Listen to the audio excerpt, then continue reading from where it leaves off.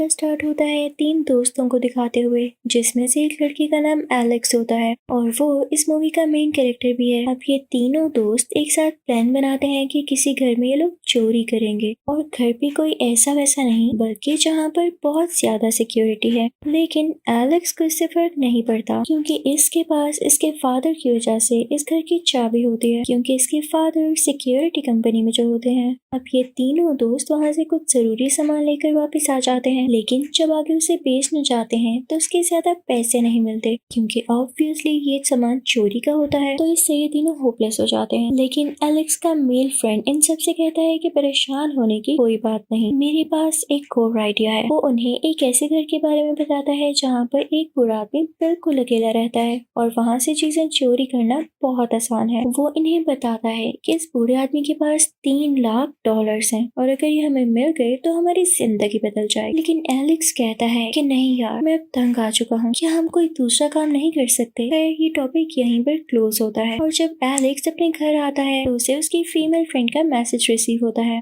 उस लड़की का नाम होता है रोकी। उस मैसेज में ये लिखा हुआ था कि मेरी एक छोटी बहन है जिसके लिए मैं कुछ करना चाहती हूँ और ऑब्वियसली इस मैसेज का यही मतलब था कि एलेक्स उस बूढ़े के घर में चोरी करने के लिए तैयार हो जाए। अब ये तीनों उस बूढ़े के घर में चोरी करने के लिए बिल्कुल तैयार होते हैं। अब ये लोग पहले तो उस बूढ़े के घर पर नजर रखते हैं और अब ये बूढ़े को देख भी लेते हैं जो कि ब्लाइंड होता है। आर्मी में होने की वजह से कोई इंसिडेंट हुआ और इसकी आंखें चली गई। लेकिन यहाँ चोरी करने से एक मसला भी था कि इस बूढ़े के घर के बाहर एक बहुत बड़ा डॉग भी था जो कि बहुत खतरनाक लग रहा था और जाहिर है इस घर की भी सिक्योरिटी काफी हाई थी। लेकिन एलेक्स के पास इस घर की भी चाबी होती है। अब वो सबसे पहले जाके डॉग को बेहोश करते हैं, उसके बाद अलार्म को ऑफ करते हैं। ये लोग बहुत खुशी खुशी मेन गेट की तरफ बढ़ते हैं ताकि दरवाजा खोलते ही अंदर जाकर ये लोग चोरी कर सकें। लेकिन ये क्या, दरवाजे पर तो और कई तरह के लॉक्स लगे हुए थे और एलेक्स के पास तो सिर्फ एक ही चाबी थी। तो ये सब बहुत हैरान हो जाते हैं। तो रॉकी कहती है सब्र करो, मुझे ऊपर खिड़की से अंदर जाने दो। वो ऐसा ही करती है,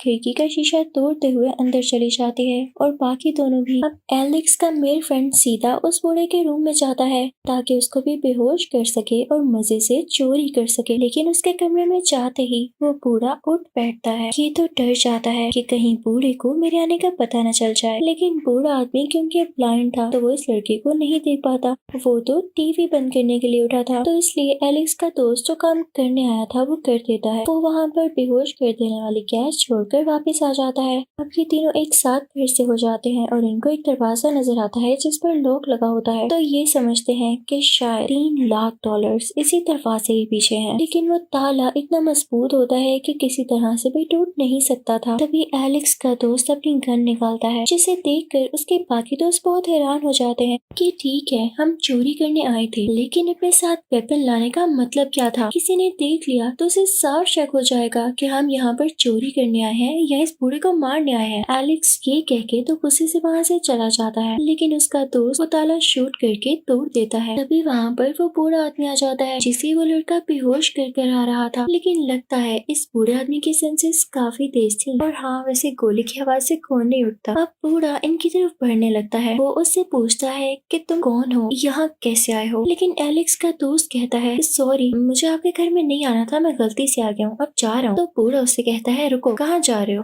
मुझे बताओ कि कौन हो। तभी एलेक्स का दोस्त कहता है कि आगे मत बढ़ना, मैं तुम्हें शूट करके उड़ा दूंगा। इसी के साथ वो एक गोली भी चलाता है, लेकिन बूढ़े को मारने की नीयत से नहीं और वो गोली साइड पर ही गुजर जाती है। इतनी ही देर में बूढ़ा उसके पास पहुंच जाता है और उसका गला पकड़ के कहता है मुझे यहाँ आने का पर्पस बताओ। यहाँ हमें फील होता है कि बूढ़ा काफी ज्यादा स्ट्रॉन्ग होता है। बूढ़ा उस लड़की का गला बहुत जोर से दबा रहा होता है और उससे गुस्से से पूछ रहा होता है कि बताओ तुम्हारे साथी कहाँ है। तो वो लड़का कहता है नहीं, मेरे साथ कोई साथी नहीं, मैं अकेला आया हूँ यहाँ पर, आप मुझे छोड़ दें, मैं कह रहा हूँ ना मैं तुम्हारा नहीं आऊंगा। तो वो बूढ़ा उसे छोड़ देता है। उसे सुकून का सांस आता है, लेकिन बेचारा क्या जानता था कि ये उसका आखिरी सांस होगा। बूढ़ा उसे उसी की गन से शूट करके मार डालता है। रोकी पास ही खड़ी होती है और वो हैरान होने के सिवा कुछ नहीं कर सकती थी, क्योंकि अगर बूढ़े को पता चल गया कि ये भी यहीं पर है तो फिर रॉकी का भी खात्मा हो जाता। एलेक्स भी गोली की आवाज सुनकर वापस आने लगता है। अंदर आते ही उसका सामना होता है उसी बूढ़े आदमी से, लेकिन वो खुद को साइड पे कर लेता है ताकि उसे पता न चल जाए और फिर वो खुद को छुपा लेता है। तभी उसे उसकी दोस्त का मैसेज रिसीव होता है कि इस बूढ़े आदमी ने हमारे साथी को मार दिया है। एलेक्स काफी परेशान हो जाता है और उससे पूछने लगता है कि तुम कहाँ पर हो, मैं भी इसी घर के अंदर। रॉकी एलेक्स को बताती है कि मैं एक ऐसी जगह पर जो कि छोटी सी और प्राइवेट सी जगह है, और तभी वहाँ पर वो बूढ़ा आदमी आ जाता है। वहीं पर एक लॉकर पड़ा होता है, इसीलिए ये जगह अलग और प्राइवेट सी रखी गई थी और इस लॉकर में जरूर वही पैसे होंगे। वो बूढ़ा उस लॉकर को कोड लगाकर चेक करता है, जिसके बाद उसे तसल्ली हो जाती है और वो वहाँ से चला जाता है। अब जनाब एलेक्स की दोस्त यानी रॉकी ये कोड देख चुकी थी जो कि था 2978 और उतनी देर में एलेक्स भी यहाँ पर पहुँच जाता है। ये लोग उस लॉकर को खोलते हैं तो चेक करते हैं कि इसमें $3 लाख की जगह सिर्फ $1 लाख है, लेकिन ये भी इनके लिए काफी होते हैं। तो ये लोग इन सब पैसों को लेकर जाने लगते हैं, लेकिन इससे पहले कि इस रूम से बाहर जा सकते ओल्डमैन खुद ही इस रूम में आ जाता है क्योंकि वो इनके दोस्त की डेड बॉडी को छुपाना चाहता था। तभी ओल्डमैन को आवाज आती है जो कि एलेक्स के पाँव की थी, तो वो उस तरफ गन पॉइंट कर देता है कि शायद वहाँ पर भी कोई है। तो एलेक्स और रॉकी सोचते हैं कि अब न हिलेंगे और न ही सांस लेंगे, क्योंकि अब ये लोग जरा सा भी हिले तो इनकी जान जा सकती है। इसीलिए तो इस मूवी का नाम डोंट ब्रीथ है। कुछ देर गुजर जाने के बाद बूढ़े आदमी को लगता है कि शायद उसके कानों ने गलत सुना और वो दोबारा से अपने काम में मसरूफ हो जाता है और डेड बॉडी को वहाँ से ले जाता है। उतनी देर में एलेक्स और रॉकी भी वहाँ से निकल जाते हैं। अब एलेक्स और रॉकी बेसमेंट में चले जाते हैं ताकि वहाँ से एस्केप कर सके और ऊपर हम उसी बूढ़े आदमी को देखते हैं जिसको इन लोगों के जूतों से ये रियलाइज हो जाता है कि इसके घर में और भी कोई है, और जब उसे अपना लॉकर चेक करने पर उसके अपने पैसे नहीं मिलते तो उसे बहुत ज्यादा गुस्सा आता है। अब उधर हम एलेक्स और रॉकी को देखते हैं जिन्हें बेसमेंट में एक और लड़की नजर आती है और इस लड़की को उसी बूढ़े आदमी ने रखा होता है। ये लोग उस लड़की के पास जाते हैं और उससे पूछते हैं कि तुम यहाँ क्या कर रही हो। तो वो लड़की इन्हें न्यूज़पेपर का एक पीस दिखाती है जिस पर कोई न्यूज होती है। इनफैक्ट कई साल पहले इस बूढ़े आदमी की बेटी को किसी ने गाड़ी से हिट करके मार दिया था और जिसने ऐसा किया था ये वही लड़की थी जिसे बूढ़े आदमी ने अपने बेसमेंट में कैद किया हुआ है। अब एलेक्स और रॉकी इस लड़की को छुड़ा के अपने साथ बाहर ले जाने लगते हैं, लेकिन दरवाजा खोलते ही ये अपने सामने उसी बूढ़े आदमी को पाते हैं जो इन पर फायरिंग शुरू कर देता है और एक गोली उस बेचारी लड़की को भी लग जाती है जिसको इसने कैद करके रखा हुआ था। लेकिन जब बूढ़े को पता चलता है कि उसने एलेक्स और रॉकी के अलावा बेचारी इस लड़की पर गलती से शूट कर दिया तो उसे काफी दुख होता है। यहाँ दो बातें हो सकती हैं, या तो वो ये सोच रहा होगा कि इस लड़की को इतने साल कैद रखा तो इसकी सजा पूरी हो चुकी थी, या तो ये इस लड़की को और टॉर्चर करके मारना चाहता था। अब खैर एलेक्स और रॉकी यहाँ से निकल जाते हैं तो इनकी ये कोशिश नाकाम कर देता है वही बूढ़ा आदमी। घर की इलेक्ट्रिसिटी ऑफ करके और हर तरफ लाइट ऑफ हो जाती है जिससे इन दोनों को भी कुछ नजर नहीं आता और बूढ़ा आदमी को ढूंढने लगता है। अब यहाँ पे जो भारी पड़ रहा था वो था बूढ़ा आदमी, क्योंकि वो तो अपने घर की हर कॉर्नर को जानता था। एलेक्स और रॉकी यहाँ पर नहीं थे तो उनके लिए अंधेरे में यहाँ से एस्केप करना काफी मुश्किल था। बूढ़ा आदमी गन लेकर इनको ढूंढ रहा होता है। रॉकी अंधेरे में उसे हाथ लगाने वाली होती है, लेकिन तभी उसे एलेक्स आवाज देता है, रॉकी। ये आवाज तो बूढ़ा आदमी सुनकर उसी तरफ शूट करता है वहाँ से आवाज आई थी। तो इस तरह से एलेक्स ने रॉकी की जान बचा ली थी अपनी जान को खतरे में डालकर, लेकिन यहाँ पर उसे कुछ नहीं होता। वो लोग दोबारा यहाँ से निकलने की कोशिश करते हैं। अब एलेक्स जहाँ पर छुपा होता है ओल्ड मैन भी वहाँ पर पहुँच जाता है और उसका गला दबाने लगता है। इनफैक्ट एलेक्स एक शेल्फ के पीछे छुपा होता है जो कि वो उसी बूढ़े आदमी पर गिरा देता है। इसके बाद एलेक्स और रॉकी बेसमेंट से ऊपर आ जाते हैं, लेकिन देखते हैं कि इनके सामने वही डॉग बैठा हुआ है। तो ये लोग और ऊपर चले जाते हैं और तब तक बूढ़ा आदमी दोबारा आ जाता है जो कि इनको शूट करना चाहता था। अब उसी रूम में एक जगह होती है जहाँ से बाहर निकला जा सकता था। उतनी ही देर में वो डॉग भी वहाँ पर आ जाता है जो कि एलेक्स पर हमला कर देता है, खिड़की से नीचे गिर जाता है और जहाँ पर वो गिरा था वो फ्लोर शीशे का होता है,